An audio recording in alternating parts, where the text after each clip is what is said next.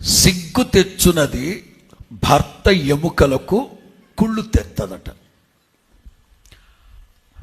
కొంచెం ఫ్యామిలీలోకి వస్తా. ఇవాళ కుటుంబాల్లో ఎందుకు ఒకళ్ళ మీద ఒకళ్ళకి ద్వేషము, మత్సరము, కోపతాపాలు, అలగడాలు, విడాకులు, పెటాకులు? ఎందుకు ఇవన్నీ? ఇశ్రాయేలీల అరణ్య యాత్రలో ఏమి తిందుమా, ఏమి తాగుదుమా, ఏమి ధరించుకుందామా, ఇదే అస్తమాట్లు రాళ్ళు రువుదాం, నాయకత్వానికి విరోధంగా లేద్దాం, ఇదే పని. కానీ దేవుని ప్రజల్లో అలసడి, అల్లకొల్లోలం కలుగుతున్న ప్రతిసారి